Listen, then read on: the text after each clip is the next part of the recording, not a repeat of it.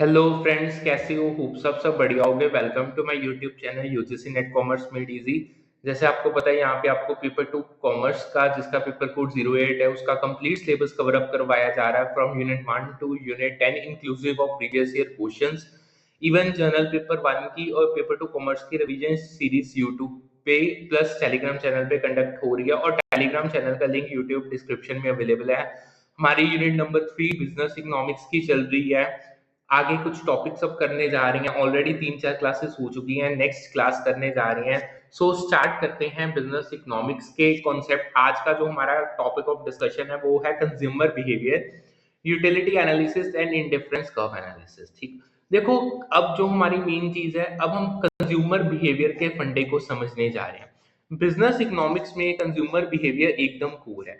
ये बताता है कि लोग अपने पैसे और रिसोर्सेज कैसे यूज करते हैं ताकि अपनी नीड्स और वांट्स को सेटिस्फाई कर सके। हर फर्म का सपना होता है कि कंज्यूमर्स के दिमाग को समझना, क्योंकि अगर तुम जान गए कि लोग क्या खरीदते हैं, क्यों खरीदते हैं और कैसे खरीदते हैं, तो तुम अपनी प्राइसिंग, मार्केटिंग और प्रोडक्ट्स को एकदम परफेक्ट कर सकते हो। ठीक है जी। तो इस टॉपिक के दो बड़े टूल्स हैं। एक तो है यूटिलिटी एनालिसिस, कैसे कंज्यूमर सेटिस्फेक्शन यानी यूटिलिटी के बेसिस पे चॉइसेस बनाते हैं। सेकंड आता है इंडिफरेंस कर्व एनालिसिस, कैसे लोग अलग अलग गुड्स के कॉम्बिनेशंस में सेम सेटिस्फेक्शन पाते हैं। सो स्टार्ट करते हैं यूटिलिटी एनालिसिस के साथ। सेटिस्फेक्शन का साइंस बेसिकली ये है। देखो, यूटिलिटी एक फैंसी वर्ड है जो बताता है कि कंज्यूमर्स को गुड्स या सर्विसेज कंज्यूम करने से कितनी सेटिस्फेक्शन या बेनिफिट मिलता है। यूटिलिटी एनालिसिस का फोकस होता है ये समझाना कि लोग कैसे चॉइसेस बनाते हैं बेस्ड ऑन यूटिलिटी, मतलब कौन सा प्रोडक्ट उन्हें ज्यादा खुशी देता है और कौन सा नहीं देता है। चलो, इसके तीन की कॉन्सेप्ट देखते हैं जो पेपर में बहुत बार पूछे जाते हैं। सबसे नंबर फर्स्ट पे आता है टोटल यूटिलिटी। ठीक है, टोटल यूटिलिटी वो ओवरऑल खुशी या सेटिस्फेक्शन है जो एक कंज्यूमर को किसी स्पेसिफिक क्वांटिटी का गुड या सर्विस कंज्यूम करने से मिलती है। जब तुम ज्यादा यूनिट्स कंज्यूम करते हो, टोटल यूटिलिटी जनरली बढ़ जाती है, पर एक कैच है इसमें, डिमिनिशिंग रेट पे बढ़ती है। ठीक है, ये चीज आपको याद रखनी पड़ेगी। ये पेपर में भी पूछी जाती है। मतलब सोचो तुम एक पिज्जा खा रहे हो, पहला स्लाइस एकदम मस्त लगता है, टोटल यूटिलिटी बड़ा जंप लेती है।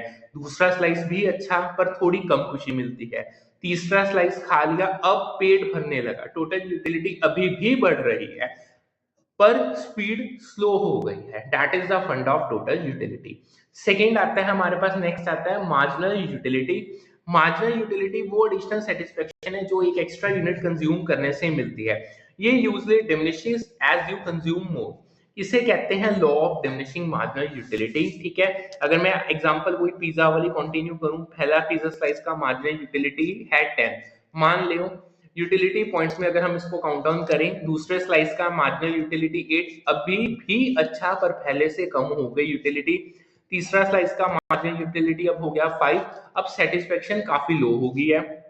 चौथे स्लाइस का मार्जिनल यूटिलिटी शायद 2 या 0, और खाओ तो शायद नेगेटिव भी हो जाएगा, पेट आपका खराब हो जाएगा। ठीक है, so this is the concept of marginal utility.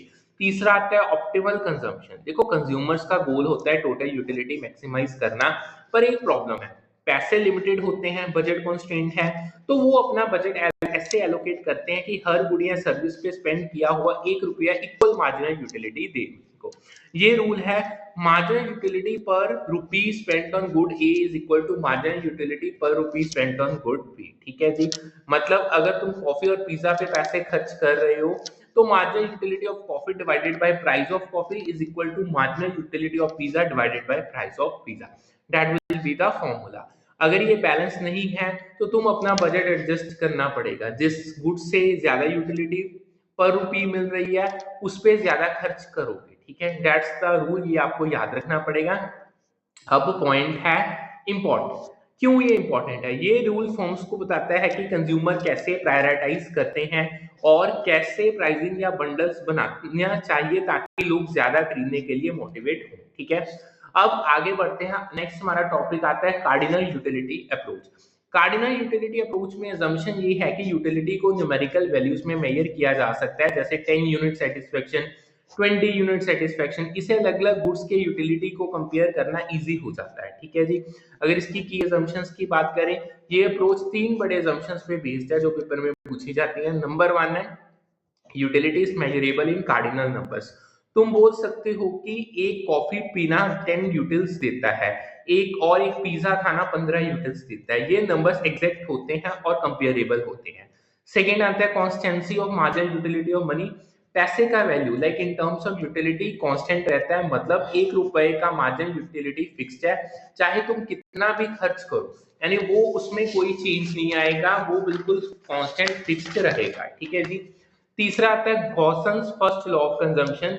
ये law of diminishing marginal utility ही है, जब तुम ज्यादा यूनिट्स कंज्यूम करते हो हर एक्स्ट्रा यूनिट का यूटिलिटी घट जाता है, ठीक है। अगर इसके अलावा कुछ assumptions की और की बात करें, मैक्सिमाइजेशन ऑफ सेटिस्फेक्शन। कंज्यूमर्स का एक ही गोल होता है मैक्स यूटिलिटी या सेटिस्फेक्शन पाना। वो चॉइसेस ऐसे बनाते हैं जो उन्हें सबसे ज्यादा खुशी दें, ठीक है जी। सेकंड में आता है यूटिलिटी इज एडिटिव। एक बंडल ऑफ गुड्स का टोटल यूटिलिटी उनके इंडिविजुअल यूटिलिटीज के सम होता है, यानी जो इंडिविजुअल यूटिलिटीज का अगर आप सम कर दो वो टोटल के बराबर होगा। फॉर एग्जांपल, अगर कॉफी का यूटिलिटी 10 है और पिज्जा का 15, तो दोनों कंज्यूम करने का total utility 10 + 15 is equal to 25 होगा। अब जो कार्डिनल यूटिलिटी के अंदर कंज्यूमर अपना बजट ऐसे एलोकेट करता है कि मार्जिनल यूटिलिटी पर रुपीज सब गुड्स के लिए इक्वल हो। ये इक्विलिब्रियम पॉइंट होता है जहां यूटिलिटी मैक्सिमाइज्ड होती है, ठीक है। अब ये यूजफुल क्यों है? कार्डिनल यूटिलिटी फॉर्म्स को क्लियर नंबर्स देता है ताकि वो प्राइसिंग और प्रोडक्ट ऑफरिंग डिजाइन कर सके, ठीक है जी। पर ये अप्रोच थोड़ा ओल्ड स्कूल है क्योंकि यूटिलिटी को एग्जैक्ट नंबर्स में मेजर करना रियल लाइफ में मुश्किल होता है। इसको ऑर्डिनल यूटिलिटी ने रिप्लेस किया, जो हमारा नेक्स्ट कॉन्सेप्ट है। अब आगे बढ़ते हैं, नेक्स्ट आता है ordinal utility theory. Ordinal utility theory बोलता है कि यूटिलिटी को एग्जैक्ट नंबर्स में मेजर नहीं कर सकते, बस कंज्यूमर्स अपने प्रेफरेंसेस को रैंक कर सकते हैं। मतलब तुम बोल सकते हो कि coffee is greater than T is greater than juice, पर ये नहीं बोल सकते कि कॉफी कितना यूटिल्स देती है। ज्यादा रियलिस्टिक है क्योंकि रियल लाइफ में लोग ऐसे ही सोचते हैं, ठीक है। अगर इसकी की assumptions की बात करें, अगेन ये 3 बड़े assumptions पे बेस्ड है। Number 1, rationality of consumer. Consumers rational होते हैं, वो हमेशा अपनी यूटिलिटी या सेटिस्फेक्शन मैक्सिमाइज करने की कोशिश करते हैं। Second, utility only ordinally measurable. यूटिलिटी को सिर्फ रैंकिंग में मेजर कर सकते हैं, जैसे गुड बेटर है या देन गुड बी, यानी जैसे good A is better than good B, पर एग्जैक्ट डिफरेंस नहीं बता सकते। तीसरी, diminishing marginal rate of substitution. जब तुम एक गुड ज्यादा कंज्यूम करते हो और दूसरे को कांस्टेंट रखते हो, तो तुम दूसरे गुड के लिए कम यूनिट्स छोड़ने को रेडी होते हो। ये बाद में इंडिफरेंस कम से आपको क्लियर होगा, नेक्स्ट टॉपिक ही ये है हमारा। अब ये आता है what happens when the price decrease. अब ये इंपॉर्टेंट चीज है, अगर प्राइस डिक्रीज होता है तो तब क्या होगा, ठीक है जी। देखो, अगर एक गुड का प्राइस घटता है और कंज्यूमर यूटिलिटी मैक्सिमाइज कर रहा है, तो ये होता है number 1, consumers purchasing power increase. Price कम होने से तुम सेम क्वांटिटी के लिए कम पैसा खर्च करते हो, तो तुम्हारे पास एक्स्ट्रा बजट बचता है, परचेजिंग पावर ऊपर जाती है। सेकेंड आता है टोटल यूटिलिटी इंक्रीज होती है। अब तुम ज्यादा यूनिट्स खरीद सकते हो अपने बजट के अंदर, तो टोटल यूटिलिटी बढ़ जाती है क्योंकि तुम ज्यादा सेटिस्फेक्शन पा रहे हो, ठीक है जी। अब ये क्यों ज्यादा रियलिस्टिक है? ऑर्डिनल यूटिलिटी कार्डिनल से ज्यादा प्रैक्टिकल है क्योंकि रियल लाइफ में लोग एग्जैक्ट यूटिलिटी नंबर्स नहीं सोचते, वो बस प्रेफरेंसेस रैंक करते हैं। ये इंडिफरेंस कर्व एनालिसिस का बेस बनाता है, जो हम आगे देखेंगे, नेक्स्ट टॉपिक है हमारा। अब आता है हमारा main topic, indifference curve analysis, ठीक है। अब what is indifference curve analysis? Indifference curve analysis एक ग्राफिकल तरीका है जो बताता है कि कंज्यूमर अलग अलग गुड्स के कॉम्बिनेशन के बीच इंडिफरेंट यानी इक्वली सेटिस्फाइड होते हैं जब तक यूटिलिटी सेम रहती है। ये ऑर्डिनल यूटिलिटी पे बेस्ड है क्योंकि यहाँ एग्जैक्ट नंबर्स नहीं, बस रैंकिंग्स मैटर करते हैं। अगर इसके की कॉन्सेप्ट्स में की बात करें, चलो इसके मेन पॉइंट्स देखते हैं। सबसे पहला आता है इंडिफरेंस कर्व। इंडिफरेंस कर्व एक ग्राफ होता है जो दिखाता है कि दो गुड्स के अलग अलग कॉम्बिनेशन सेम लेवल का यूटिलिटी देते हैं। फॉर एग्जाम्पल, तुम 2 कॉफी प्लस 1 पिज्जा या 1 कॉफी प्लस 2 पिज्जा से इक्वली सेटिस्फाइड हो सकते हो, तो दोनों पॉइंट्स एक ही इंडिफरेंस कर्व पे होंगे, ठीक है जी। अब इसमें कुछ इंपॉर्टेंट चीजें, higher curve is equal to high utility. जो इंडिफरेंस कर्व ऊपर होती है वो ज्यादा यूटिलिटी दिखाती है क्योंकि उस पर ज्यादा क्वांटिटीज या बेटर कॉम्बिनेशंस होते हैं। Lower curve is equal to lower utility, नीचे वाली कर्व्स कम सेटिस्फेक्शन देते हैं। अब बात, टॉपिक था, क्वेश्चन था, requirements of consumer equilibrium ordinal approach. जब एक कंज्यूमर अपने लिमिटेड इनकम के साथ दो गुड्स के बीच यूटिलिटी मैक्सिमाइज करता है तो उसे ये चाहिए नंबर वन इंडिफरेंस में। ये कंज्यूमर के प्रेफरेंसेस का पूरा सेट है, अलग अलग इंडिफरेंस कर्व्स जो डिफरेंट यूटिलिटी लेवल्स दिखाते हैं। सेकंड आता है price line and budget line, ये दिखाता है कि लिमिटेड इनकम से दो गुड्स के कौन से कॉम्बिनेशन खरीदे जा सकते हैं गिवन उनके प्राइसेस हैं, यानी प्राइसेस आपके पास ऑलरेडी है। तीसरा आता है इक्वालिटी ऑफ स्लोप्स। कंज्यूमर तब इक्विलिब्रियम में होता है जब इंडिफरेंस कर्व और बजट लाइन के जो स्लोप्स हैं वो इक्वल है, मतलब marginal rate of substitution MR is equal to price ratio. अभी आगे भी हम करेंगे। एमआरएस क्या है, एक गुड के कितने यूनिट्स छोड़ने को रेडी हो दूसरे गुड के एक यूनिट के लिए, that is MRS. Price ratio, goods के प्राइसेस का रेशियो, price of good A divided by price of good B. अब फोर्थ इसमें जो इंपॉर्टेंट आता है पॉइंट ऑफ टेंजेंसी, वो पॉइंट जहां इंडिफरेंस कर्व बजट लाइन को टच करता है। ये ऑप्टिमल कंजम्पशन बंडल है जहां यूटिलिटी मैक्सिमाइज्ड होती है। अब आती हैं कुछ basic properties of indifference curve जो पेपर में पूछी जाती हैं। इंडिफरेंस कर्व के तीन मेन प्रॉपर्टीज हैं। Number one, negative slope. Indifference curves downward sloping होते हैं क्योंकि एक गुड ज्यादा लेने के लिए दूसरे गुड को कंप्रोमाइज करना पड़ता है ताकि यूटिलिटी सेम रहे। अगर मैं आपको एग्जांपल दूं, ज्यादा कॉफी लिए पिज्जा आपको कम करना ही पड़ेगा। Second, no intersection. दो इंडिफरेंस कर्व्स कभी इंटरसेक्ट नहीं करते क्योंकि हर कर्व एक यूनिक यूटिलिटी लेवल दिखाता है। अगर इंटरसेक्ट होते तो एक ही पॉइंट पे दो अलग यूटिलिटी लेवल्स होते जो रेशनल नहीं है। तीसरी आती है higher curve is equal to higher satisfaction. ये तो मैं आपको ऑलरेडी बता चुका हूं, ऊपर वाली कर्व ज्यादा यूटिलिटी देती है क्योंकि उनपे ज्यादा क्वांटिटीज या बेटर कॉम्बिनेशंस होते हैं। आगे बढ़ते हैं, होप सो जितना करवाया आपको समझ आ गया होगा। अब आता है यूटिलिटी और इंडिफरेंस कर्व को थोड़ा सा रियल वर्ल्ड में लेके आते हैं, how it all comes together. देखो ये दोनों टूल्स, यूटिलिटी एनालिसिस और इंडिफरेंस कर्व एनालिसिस, एक साथ कंज्यूमर बिहेवियर को समझने का पूरा ब्लूप्रिंट देते हैं। यूटिलिटी एनालिसिस की बात करें, कार्डिनल अप्रोच में यूटिलिटी को नंबर्स में मेजर करके बजट एलोकेशन का रूल देता है। आप एमयू जो है वो पर रुपी इक्वल है। ऑर्डिनल अप्रोच में प्रेफरेंसेस के रैंकिंग से काम चलता है।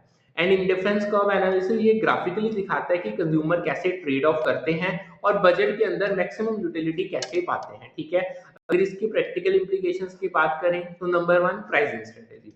फर्म्स यूटिलिटी एनालिसिस यूज करके समझती हैं कि कंज्यूमर किसको ज्यादा वैल्यू देते हैं। जैसे नाइका प्रीमियम स्किन केयर के हाई प्राइसेस रखते हैं क्योंकि उसका मार्जिनल यूटिलिटी हाई है फॉर ब्यूटी कॉन्शियस कस्टमर्स। ठीक है, सेकेंड आता है प्रोडक्ट बंडलिंग। इंडिफरेंस कर्व से फर्म समझती हैं कि कौन से कॉम्बिनेशंस कंज्यूमर को पसंद है। Zomato combo meals like burger plus drink इसलिए बनाता है क्योंकि ये सेम यूटिलिटी देते हैं एज अलग अलग आइटम्स जितना। Market segmentation third, luxury goods, इनकी जो इनकम इलास्टिसिटी और डिमांड है ग्रेटर देन 1 है के लिए फर्म्स हाई इनकम कंज्यूमर्स को टारगेट करते हैं, जबकि सुपीरियर गुड्स के लिए मास मार्केट टारगेट की जाती है। चौथा आता है कंज्यूमर सरप्लस। जब प्राइस घटता है जैसे फेस्टिव सेल्स, कंज्यूमर्स का टोटल यूटिलिटी बढ़ता है। ये फर्म्स को डिस्काउंट्स के इंपैक्ट को मेजर करने में हेल्प करते हैं। ठीक है, सो जो ये पूरा टॉपिक है एक ही चीज बताता है, कंज्यूमर बिहेवियर एनालिसिस बिजनेस का हार्ट बीट है।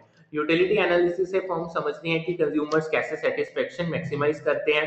कार्डिनल अप्रोच नंबर्स देती है और ऑर्डिनल अप्रोच रैंकिंग्स के साथ रियलिस्टिक है। इंडिफरेंस कर्व एनालिसिस ग्राफिकली दिखाता है कि लोग कैसे ट्रेड ऑफ करते हैं और बजट के अंदर बेस्ट चॉइसेस बनाते हैं। ठीक है, होप सो आपको इतना अच्छा से समझ आ गया होगा। अब आगे चलते हैं नेक्स्ट टॉपिक में। देखो, कंज्यूमर बिहेवियर को समझने जा रहे हैं। बिजनेस इकोनॉमिक्स में कंज्यूमर बिहेवियर एकदम कोर है, ये मैं आपको ऑलरेडी बता चुका हूँ। ये बताता है कि लोग अपने लिमिटेड रिसोर्सेज लाइक जैसे उनके पैसा, टाइम कैसे यूज करते हैं ताकि अपने नीड्स और वांट्स को सेटिस्फाई कर सके। फर्म्स के लिए ये जानना जरूरी है क्योंकि अगर तुम कंज्यूमर के दिमाग को क्रैक कर लो तो तुम अपने प्राइसिंग, मार्केटिंग और प्रोडक्ट्स को परफेक्ट कर सकते हो। ठीक है, इस टॉपिक में हम फिर अगेन कुछ मेन इंपॉर्टेंट चीजें करेंगे, इंपॉर्टेंट क्वेश्चन जो आए थे। इंडिफरेंस कर्व्स, कैसे लोग अलग अलग गुड्स का कॉम्बिनेशन के बीच ट्रेड ऑफ करते हैं। डिक्लाइनिंग स्लोप और एमआरएस, क्यों इंडिफरेंस कर्व डाउनवर्ड स्लोपिंग और कन्वेक्स होता है। कंज्यूमर इक्विलिब्रियम, बजट के अंदर मैक्सिमम सेटिस्फेक्शन कैसे मिलती है, यूटिलिटेरियनिज्म, कैसे डिसीजंस ओवरऑल हैप्पीनेस के लिए लिए जाते हैं, आइसोक्वेंस, प्रोडक्शन में इनपुट्स का ट्रेड ऑफ कैसे होता है। ठीक है, इनको अब हम करने जा रहे हैं। सबसे पहले हम करने जा रहे हैं declining slope of indifference curve. ठीक है, why do indifference curve slopes downward, ये सबसे इंपॉर्टेंट है, इसमें से सबसे ज्यादा क्वेश्चंस आते हैं। देखो, इंडिफरेंस कर्व एक ग्राफ है जो दिखाता है कि दो गुड्स के अलग अलग कॉम्बिनेशन सेम लेवल का सेटिस्फेक्शन यानी यूटिलिटी देते हैं, पर ये कर्व्स हमेशा डाउनवर्ड स्लोपिंग क्यों होते हैं। इसका जवाब है ट्रेड ऑफ और diminishing marginal rate of substitution यानी एमआरएस। अब समझते हैं diminishing marginal rate of substitution MRS को। मार्जिनल रेट ऑफ सब्स्टिट्यूशन बताता है कि एक कंज्यूमर कितने यूनिट्स के गुड्स को छोड़ने के रेडी है ताकि दूसरे गुड्स का एक एक्स्ट्रा यूनिट ले सके, और ये सब सेम यूटिलिटी लेवल पे होता है। ये इंडिफरेंस कर्व का स्लोप होता है। अगर डिमिनिशिंग एमआरएस की बात करें, जब तुम एक गुड ज्यादा कंज्यूम करते हो तो तुम दूसरे गुड के लिए कम यूनिट्स छोड़ने को रेडी होती हो, क्योंकि जो गुड तुम्हारे पास ज्यादा है उसकी वैल्यू यानी जो मार्जिनल यूटिलिटी है कम हो जाती है, और जो कम है उसकी वैल्यू ज्यादा हो जाती है। ये वजह है कि इंडिफरेंस कर्व डाउनवर्ड स्लोपिंग होता है। एक गुड बढ़ाने के लिए दूसरे को कम करना पड़ता है ताकि यूटिलिटी सेम रहे। ठीक है, अगर मैं आपको एग्जांपल दूं, सोचो तुम कॉफी और पिज्जा खा रहे हो। अगर तुम्हारे पास 5 कॉफी और एक पिज्जा है तो तुम शायद 2 कॉफी छोड़ दो एक एक्स्ट्रा पिज्जा के लिए, यानी एमआर इज इक्वल टू 2। पर जब तुम्हारे पास 2 कॉफी और 4 पिज्जा हो तो तुम शायद सिर्फ 0.5 कॉफी ही छोड़ो एक पिज्जा के लिए, यानी एमआरएस घट गया। ये डिमिनिशिंग एमआरएस कर्व को डाउनवर्ड स्लोपिंग बनाता है चीज। होप सो आपको ये चीज समझ आ गई होगी। अब आगे आता है ऑर्डिनल मेजरमेंट्स ऑफ यूटिलिटीज। ठीक है, इंडिफरेंस कर्व्स ऑर्डिनल यूटिलिटी पे बेस्ड होते हैं, मतलब यूटिलिटी को एग्जैक्ट नंबर्स में नहीं बस रैंकिंग्स में मेजर करते हैं। तुम बोल सकते हो कि 2 coffee plus 3 pizza is greater than 1 coffee plus 2 pizza, पर ये नहीं बोल सकते कि कितना ज्यादा बेटर है। ये ऑर्डिनल अप्रोच इंडिफरेंस कर्व्स के स्लोप को डिफाइन करते हैं, क्योंकि एमआरएस प्रेफरेंसेस के को रैंकिंग से आता है। ठीक है, एमआरएफ यानी जो इन सिंपल वर्ड जो एमआरएस है वो प्रेफरेंसेस है ना, जो जो उनकी रैंकिंग है उससे डेवलप होता है। अब ये चीज क्यों मैटर करती है, देखो ऑर्डिनल यूटिलिटी रियलिस्टिक है क्योंकि रियल लाइफ में लोग एग्जैक्ट यूटिलिटी पॉइंट्स नहीं सोचते, वो बस कंपेयर करते हैं और रैंक देते हैं। इसलिए इंडिफरेंस कर्व्स कंज्यूमर प्रेफरेंसेस को परफेक्टली कैप्चर करते हैं। ठीक है जी, होप सो आपको इतना समझ आ गया। अब आता है आगे क्वेश्चन बजट कॉन्स्ट्रेंट का। ठीक है, देखो what is budget constraint. Budget constraint वो लाइन है जो बताती है कि तुम्हारी लिमिटेड इनकम या बजट के साथ तुम दो गुड्स के कौन से कॉम्बिनेशंस खरीद सकते हो गिवन उनके प्राइस। ये एक बजट लाइन के रूप में ग्राफ पे दिखाई देती है। ठीक है जी, अगर इसका मैं फॉर्मूला बताऊं, budget is equal to price of good A times quantity of good A plus price of good B times quantity of good B. यानी आप देख सकते हो ग्राफ पे ये एक स्ट्रेट लाइन होती है जो दिखाती है मैक्सिमम क्वांटिटीज जो तुम अफोर्ड कर सकते हो। ठीक है, अगर मैं आपको एग्जांपल दूं, तुम्हारा बजट है 1000 रुपीज, कॉफी का प्राइस 50 रुपए और पिज्जा का 100 रुपए, तुम 20 कॉफी यानी 1000 डिवाइडेड बाई 50 या 10 पिज्जा 1000 डिवाइडेड बाई 100 खरीद सकते हो। ये इनके कॉम्बिनेशंस हैं। बजट लाइन दिखाएगी ये सब पॉसिबल कॉम्बो, जैसे 10 coffees plus 5 pizza for example. ठीक है, समझ आ गया होगा आपको। आगे बढ़ते हैं, optimal consumption. How to find optimal consumption. Consumer का गोल होता है मैक्स यूटिलिटी पाना अपने बजट के अंदर। ये तब होता है जब इंडिफरेंस कर्व बजट लाइन को टच करती है टेंजेंसी पॉइंट पे। इस पॉइंट पे जो मार्जिनल रेट ऑफ सब्स्टिट्यूशन है that is equal to price ratio. MRS यानी एक गुड कितने यूनिट्स अपना एक गुड के कितने यूनिट्स छोड़ने को रेडी हो दूसरे के एक यूनिट के लिए। जो प्राइस रेशियो है that is price of good A divided by price of good B. ये tangency point optimal consumption bundle है जहां कंज्यूमर मैक्सिमम सेटिस्फेक्शन पाता है एट अ गिवन बजट। अगर मैं आपको एग्जांपल दूं, वापस कॉफी और पिज्जा के एग्जांपल, बजट 1000 रुपी, कॉफी 50, पिज्जा 100, प्राइस रेशियो 50/100 यानी 0.5 आ गया। अगर एमआरएस भी 0.5 है, से तुम 0.5 कॉफी छोड़ते हो एक पिज्जा के लिए तो तुम इक्विलिब्रियम में हो। ठीक है, ये पॉइंट शायद 12 कॉफीज प्लस 4 पिज्जा हो जहां तुम मैक्सिमम यूटिलिटीज पा रहे हो। ठीक है जी, होप सो आपको ये समझ आ गया होगा। अब आता है इंडिफरेंस कर्व कन्वेक्स क्यों है ओरिजिन को। ये भी बहुत इंपॉर्टेंट है कि इसकी प्रॉपर्टी भी है। देखो indifference curves convex to origin यानी बोर्ड इनवर्ड क्यों होते हैं, क्योंकि दो गुड्स इम्परफेक्ट सब्स्टिट्यूट्स होते हैं, मतलब तुम एक गुड को दूसरे के लिए कांस्टेंट रेट पे रिप्लेस नहीं कर सकते। जब तुम एक गुड ज्यादा कंज्यूम करते हो उसकी वैल्यू कम हो जाती है और दूसरे गुड की वैल्यू बढ़ जाती है। अगर मैं आपको एग्जांपल दूं, सोचो तुम कॉफी और पिज्जा खा रहे हो, जैसे तुम्हारे पास 5 कॉफी और एक पिज्जा है, तुम पिज्जा के लिए ढेर सारी कॉफी छोड़ सकते हो क्योंकि कॉफी ज्यादा है। पर जब कॉफी कम हो जाएगी, से माननी रहेगी, तुम पिज्जा के लिए बहुत कम कॉफी छोड़ना चाहोगे क्योंकि कॉफी अब ज्यादा प्रीशियस है। ये कॉन्वेक्स शेप, ये चीज कॉन्वेक्स शेप बनाती है, ठीक है। अब आगे आता है डिक्लाइनिंग एमआरएस, ठीक है। ये कॉन्वेक्स शेप का मेन रीजन है diminishing marginal rate of substitution. जब तुम एक गुड ज्यादा कंज्यूम करते हो, एमआरएस घटता जाता है, मतलब तुम दूसरे गुड के लिए कम यूनिट छोड़ने को रेडी होते हो। इसलिए इंडिफरेंस कर्व फ्लैट नहीं बल्कि कर्व्ड होता है। अब ये चीज मैटर क्यों करती है? देखो, कॉन्वेक्स कॉन्वेक्स शेप फॉर्म्स को बताता है कि कंज्यूमर्स कैसे ट्रेड ऑफ करते हैं और कैसे प्रोडक्ट्स को बंडल या प्राइस करना चाहिए ताकि मैक्स कंज्यूमर्स अट्रैक्ट कर सको, ठीक है। अब आगे बढ़ते हैं। एक क्वेश्चन था logical sequence of consumers choices, एक स्टेप बाय स्टेप फ्लो है, ये पेपर में क्वेश्चन आया था। देखो, कंज्यूमर चॉइस थ्योरी एक लॉजिकल सीक्वेंस को फॉलो करती है। सबसे पहले यूटिलिटी एनालिसिस, पहले कंज्यूमर के प्रेफरेंसेस और सेटिस्फेक्शन लेवल्स एनालाइज किए जाते हैं यूटिलिटी थ्योरी के थ्रू, यानी कार्डिनल या ऑर्डिनल जिस मर्जी हो। सेकेंड, इंडिफरेंस कर्व एनालिसिस, फिर इंडिफरेंस कर्व्स बनाए जाते हैं जो सेम यूटिलिटी वाले गुड्स के कॉम्बिनेशंस दिखाते हैं। तीसरा, बजट लाइन, कंज्यूमर्स का बजट कॉन्स्टेंट डिफाइन किया जाता है कि वो क्या क्या अफोर्ड कर सकते हैं। चौथा, डिमांड कर्व एनालिसिस, प्राइस और क्वांटिटी डिमांडेड का रिलेशनशिप समझा जाता है, डिमांड कर्व बनाई जाती है। पांचवा, consumer equilibrium, finally optimal consumption point ढूंढा जाता है जहां इंडिफरेंस कर्व बजट लाइन को टच करता है, maximum utility with in a budget, ठीक है। अब आगे बढ़ते हैं, बहुत इंपॉर्टेंट टॉपिक आ रहा है यूटिलिटेरियनिज्म, ठीक है। यूटिलिटेरियनिज्म एक एथिकल थ्योरी है जो बोलती है कि एक्शंस को उनके कॉन्सिक्वेंसेस के बेसिस पे जज करो और वो एक्शन सही है जो greatest good for greatest number देता है, मतलब मैक्स हैप्पीनेस या यूटिलिटी प्रोड्यूस करो और सफरिंग्स या हार्म मिनिमाइज करो। अब इसका कंज्यूमर बिहेवियर के साथ क्या लेना देना है? कंज्यूमर बिहेवियर में यूटिलिटेरियनिज्म का रोल है ये समझाना कि कंज्यूमर्स अपने डिसीजन से मैक्सिमम यूटिलिटी चाहते हैं या उसे चेज करते हैं। फर्म्स भी यूटिलिटेरियन अप्रोच यूज करते हैं जब वो प्रोडक्ट्स डिजाइन करती हैं या प्राइसेस सेट करती हैं ताकि मैक्सिमम कंज्यूमर्स को बेनिफिट दिया जा सके। इसमें अब आता है एथिकल डिसीजन मेकिंग। यूटिलिटेरियनिज्म के अंदर फर्म्स आउटकम्स कंपेयर करती हैं। Number option A, low prices रखो ताकि ज्यादा लोग खरीद सके, mass market benefit. Option B, high prices रखो ताकि प्रीमियम सेगमेंट को टारगेट करो, कम लोग ज्यादा profit. Utilitarian firm option A चुनेगी और ज्यादा कंज्यूमर्स को हैप्पीनेस मिलती है। अब ये चीज रेलेवेंट क्यों है? यूटिलिटेरियनिज्म फर्म्स को गाइड करता है कि कैसे सोशली रिस्पॉन्सिबल डिसीजंस लेने हैं जो कंज्यूमर वेलफेयर और बिजनेस गोल्स को बैलेंस करते हैं, ठीक है जी। अब नेक्स्ट टॉपिक आता है आइसोक्वेंट्स का। देखो, आइसोक्वेंट्स प्रोडक्शन के इंडिफरेंस कर्व्स जैसे होते हैं। ये ग्राफ दिखाता है कि एक की दो इनपुट जैसे लेबर और कैपिटल के अलग अलग कॉम्बिनेशन सेम लेवल का आउटपुट प्रोड्यूस करते हैं। कंज्यूमर बिहेवियर के साथ ये लिंक करते हैं क्योंकि फर्म्स कंज्यूमर डिमांड के हिसाब से प्रोडक्शन प्लान करती है। अगर मैं आपको आइसोक्वेंट्स की प्रॉपर्टीज बताऊं, number one, negative slope. Isoquants downward sloping होते हैं क्योंकि एक इनपुट कम करने के लिए दूसरे इनपुट को बढ़ाना पड़ता है ताकि आउटपुट सेम रहे। अगर मैं आपको एग्जांपल दूं, ज्यादा मशीन्स यानी कैपिटल यूज करो तो कम वर्कर्स लेबर चाहिए।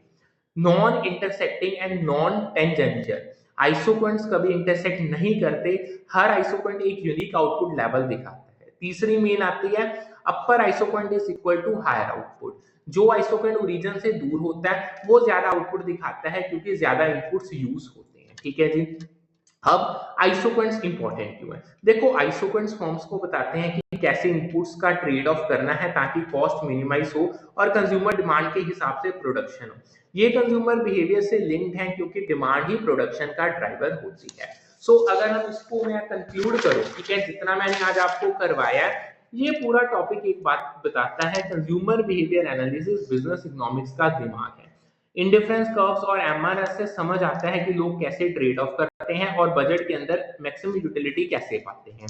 कॉन्वेक्सिटी और डिमिनिशिंग एमआरएस कर्व्स को रियलिस्टिक बनाता है। यूटिलिटेरियनिज्म फॉर्म्स को गाइड करता है कि कैसे मैक्सिमम हैप्पीनेस डिलीवर करनी है और आइसोक्वेंट्स प्रोडक्शन में इनपुट्स का ऑप्टिमल यूज दिखाते हैं जो कंज्यूमर डिमांड से जुड़ा है। होप सो आपको ये सारा अच्छे से समझ आ गया होगा। कोई डाउट है तो आप पूछ सकते हो। सो आपको जैसे पता है पेपर 1 जनरल पेपर है और जो पेपर 2 है कॉमर्स, उसकी रिवीजन सीरीज यूट्यूब पे प्लस टेलीग्राम चैनल पे कंडक्ट हो रही है। टेलीग्राम चैनल का लिंक यूट्यूब डिस्क्रिप्शन में है। और यूनिट आपका जो पेपर 2 कॉमर्स का उसका complete syllabus from unit 1 to unit 10 आपको करवाया जाएगा। सो अपनी तैयारी अच्छे से करो। टारगेट यही है GRF plus UGC netting 1 attempt. एक चीज याद रखो, प्रीवियस ईयर क्वेश्चंस मैं आपको सारे बीच के बीच ही करवा रहा हूँ। अब जो ये आइसोक्वेंट्स हो गया, कॉन्वेक्सिटी हो गया, ये सारे प्रीवियस ईयर क्वेश्चंस हैं। सो अपनी तैयारी अच्छे से करो। करते हैं आज का सेशन वाइंड अप, फिर मिलते हैं with a new session with a new set of topics. Thank you.